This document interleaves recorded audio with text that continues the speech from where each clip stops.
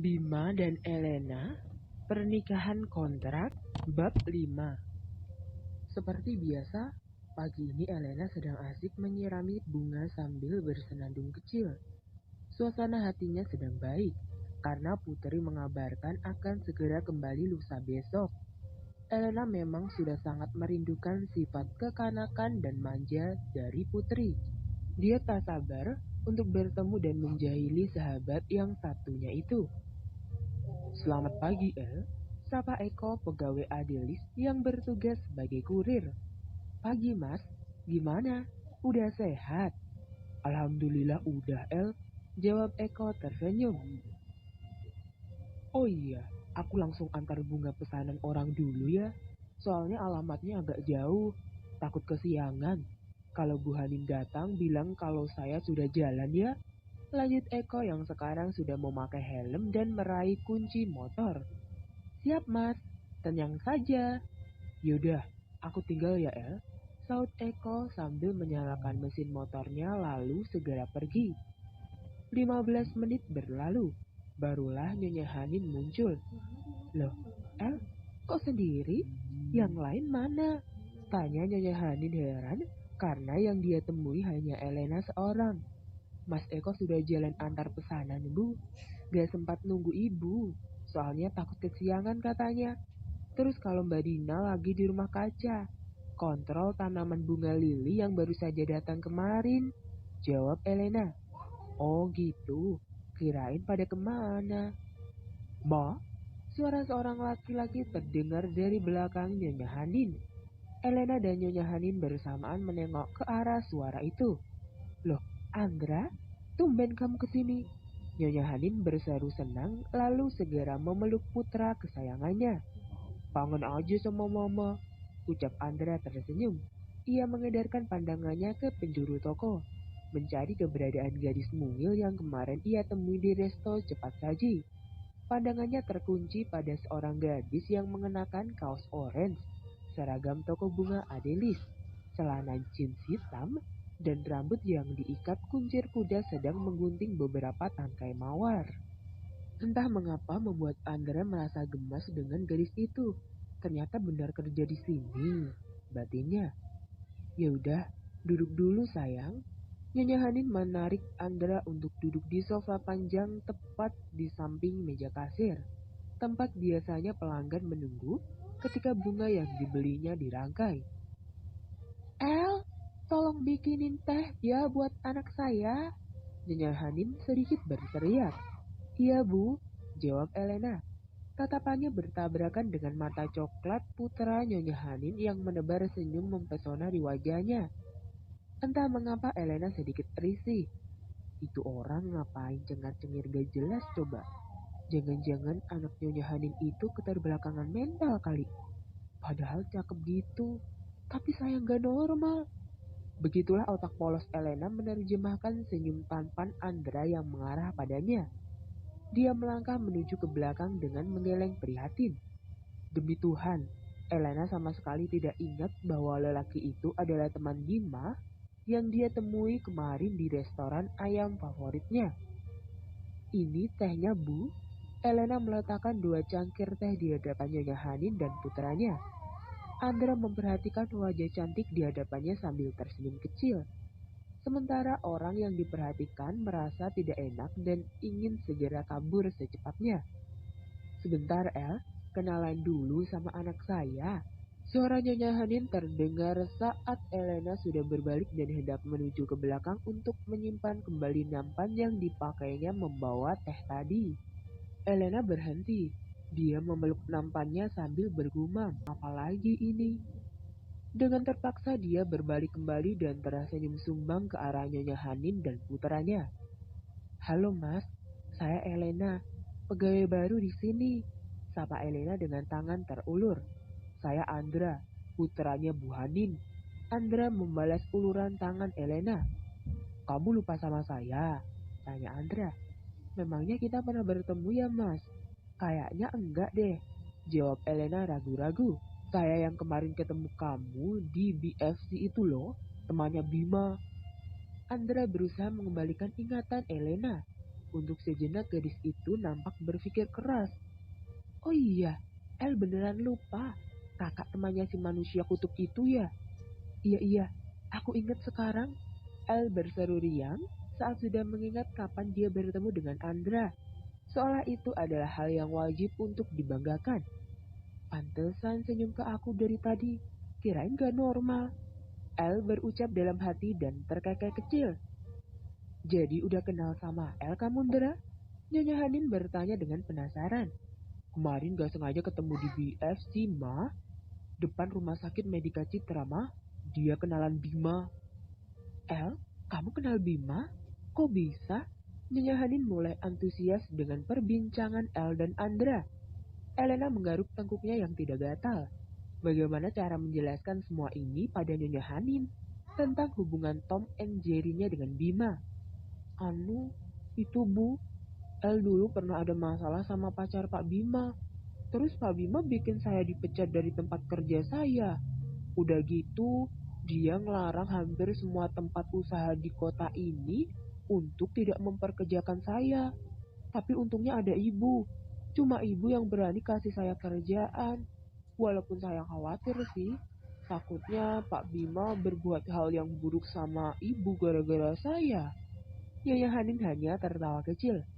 Oh gitu, kamu tenang aja ya. Bima itu gak akan berani tutup toko saya.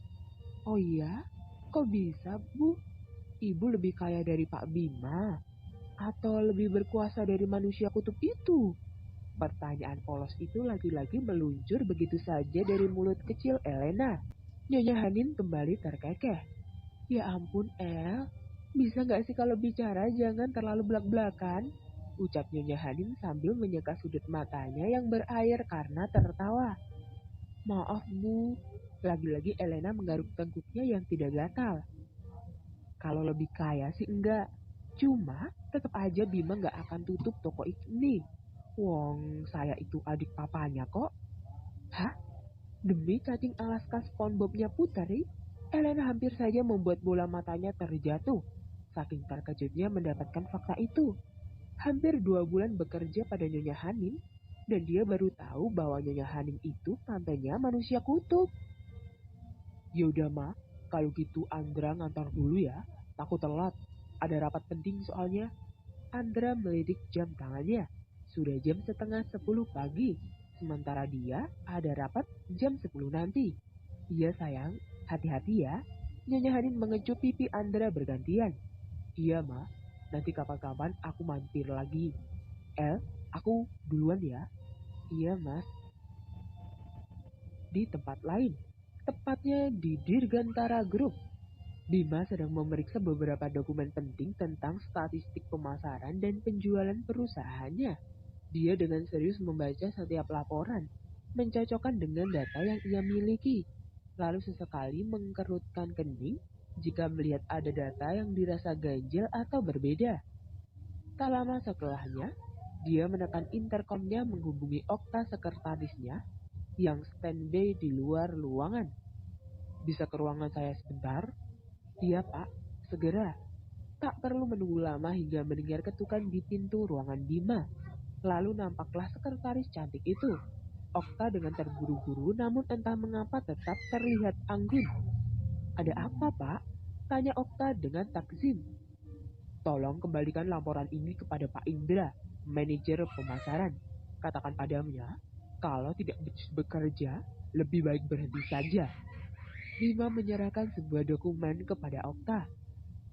Nanti sekalian kamu periksa juga dan beritahu dia di mana kesalahannya. Baik Pak, akan saya laksanakan. Okta menerima dokumen itu dan segera keluar dari ruangan Bima. Inilah sosok Bima saat di perusahaan. Bukan Bima yang doyan berdebat seperti anak kecil dengan Elena, tetapi sosok Bima yang tegas, dingin, dan tak pernah mau mentoleransi kesalahan sedikit pun dari para pegawainya. Menurutnya, jika memang tidak niat bekerja, lebih baik berhenti daripada membuat kesalahan yang pada akhirnya hanya membuat Bima kesal. Padahal banyak orang lain yang benar-benar berminat bekerja. Hanya saja belum ada kesempatan atau pendidikan yang tidak sesuai. Selamat pagi Tuan Muda. Tampak Sam baru saja tiba di ruangan Bima. selang beberapa menit setelah Okta keluar. Bagaimana? Bima bertanya tanpa berbalik menatap Sam. Lelaki itu hanya menatap ke arah jendela menyaksikan kendaraan yang berlalu lalang di bawah sana dari lantai 20 gedung kantornya. Ini laporan yang Tuan Bima minta. Sam segera menyerahkan sebuah map kepada Bima lalu memundur kembali saat Bima telah meraih map itu. Bima beranjak duduk di kursi kebesarannya, lalu membuka isi map itu. Tampak beberapa foto dan sebuah biodata seorang perempuan. Ya, itu adalah laporan pribadi milik Karina yang dicari tahu oleh tangan kanan Bima beberapa waktu yang lalu. Sam. Karina Munaf. Nama asli Ningsih Diah Pitaloka. Lahir 24 Maret 1992. Ayahnya petani, ibunya hanya ibu rumah tangga biasa. Lulusan SD dan merantau ke sini 4 tahun yang lalu. Dia kemudian dijadikan model oleh Firman Setiawan dengan bayaran harus menjadi simpanan pria itu selama 2 tahun. 3 bulan yang lalu, tertangkap kamera sedang berada di Dubai bersama Handoko Broto, gubernur kota XX. Namun berita itu tidak tersiar di media karena Handoko menyuap orang yang mengambil foto itu. Dan selain dengan Handoko dan Teguh, masih banyak foto, bukti, kebersamaan Karina dengan pria lain di hotel selama dia menjadi kekasih Anda. Semuanya bisa Anda lihat di situ, Tuan Muda. Sam menjelaskan panjang lebar tanpa diminta. Itulah kebiasaan Bima. Meski dia sudah membaca dan melihat semua informasi di depannya, dia masih ingin tetap mendengar detailnya lewat mulut Sam. Dan dia akan mencocokkan hal yang Sam sebutkan tadi dengan data-data yang ada di hadapannya. Terkadang Bima kagum dengan kemampuan tangan kanannya itu. Sam itu lelaki yang hebat, dan Bima beruntung mendapatkan Sam sebagai bawahannya. Selain karena kesetiaan Sam yang teramat besar, pria itu juga ahli dalam menyelidiki dan mencari informasi. Bahkan, hal terkecil sekalipun yang mustahil ditemukan oleh orang lain. Terkadang Bima ngeri sendiri jika membayangkan seandainya Sam adalah musuhnya. Mungkin sekarang perusahaannya sudah bangkrut di tangan Sam. Karena Sam juga adalah orang ahli komputer yang sangat mahir meretas data apapun, tak peduli seberapa kuat perlindungan data tersebut. Kerja bagus Sam. Ini lebih dari cukup untuk membuat Karina menjauh dari saya selamanya. Terima kasih. Ucap Bima tersenyum sambil meletakkan map berisi data Karina di dalam laci mejanya. Kalau begitu, saya permisi Tuan Muda. Sam undur diri dari hadapan Bima. Sebentar Sam, cegah Bima cepat.